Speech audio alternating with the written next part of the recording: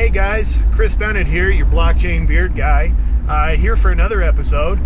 Today I want to talk to you about something about development. On the very first episode here on Blockchain Beard Guy, I talked about all the room that there is in blockchain for folks who aren't necessarily developers. So if you don't know how to code and you don't want to know how to code, there's still a lot of room for you in the blockchain world. And if you want to get more information on that, just click on the Blockchain Beard Guy hashtag, go back and watch that first video, or shoot me some questions. So that's great for people who don't know how to code and they don't want to know how to code, but they still want to be a part of what's going on in blockchain. There's another group of people that I want to address this video to, and that's people from any kind of background who have never coded before, but think it's interesting or may want to learn or wish that they could, but for some reason think they can't. And I want to dispel that myth because if you've never coded before and you think it might be something that you want to learn, there has never, literally never in human history been an easier or better time to learn how to code.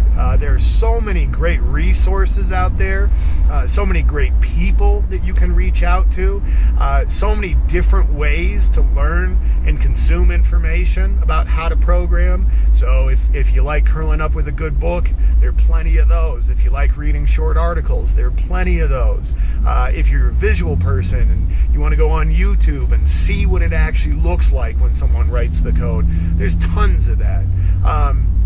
So please, please, please don't think that the resources aren't out there. The other myth I want to dispel is I come from a non-technical background, therefore there's no way I can learn to code. So maybe you think you spent your whole career in sales or marketing or HR or as a recording artist or law enforcement or a paralegal. You may think these are careers that have nothing to do with high tech. I just don't have the skill set to be able to learn to code. And again, that's not true. And I'm going to say something that may upset some people who've spent their whole life in tech, but I actually think that the people who come from outside tech and study and learn to participate in the tech community oftentimes make better resources than the people who have spent their whole careers and whole lives in tech. Because the folks like me who've been in tech our whole lives, who've been educated on it formally, we've also been taught what is and isn't possible in tech. So we have a lot of limitations put in our mind that, as you know, tech changes so fast and what it can do changes so much every day that sometimes we actually unknowingly put ourselves in a box. So don't be afraid of jumping in and learning to code. If you want to write some code in the blockchain Ethereum space, there are a few technologies you might want to study up on. The first is HTML.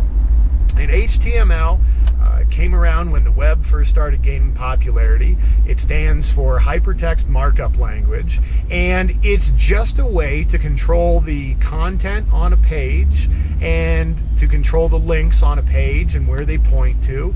It's just kind of overall the formatting and content. That's the first thing you want to look at. The second technology that you want to study is CSS, or Cascading Style Sheets. Cascading style sheets are technology that sits on top of HTML, and they control how the web page looks. And the reason why we have these at two different layers is it means I can always go back and change the content of my page and not have to worry about changing the look and feel. The look and feel will be the same. And then the third piece you want to understand is JavaScript.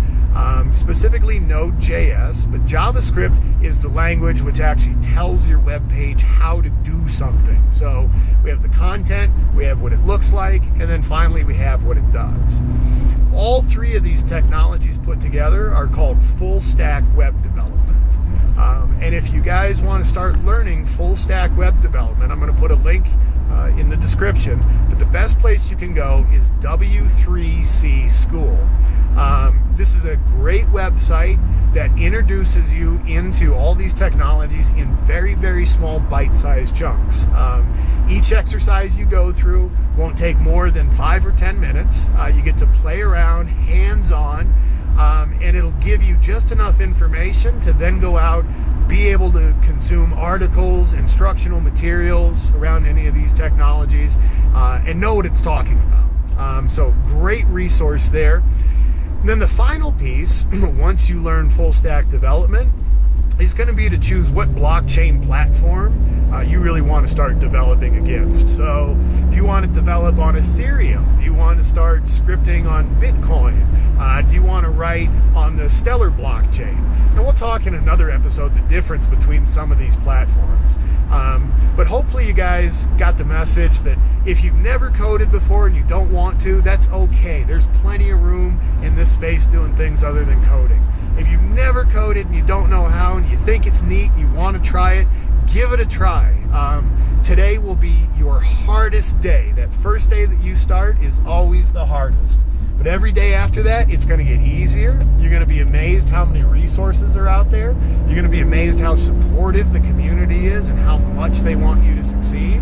And if you guys have any trouble hitting these stumbling blocks, leave a question in the comments, reach out, connect with me, shoot me a message. I'm always here to help. I love doing this, and I'm always excited seeing new people get involved in blockchain. So for now, this is Chris Bennett, your blockchain beard guy, and I hope you guys are having a great day. We'll talk again next time.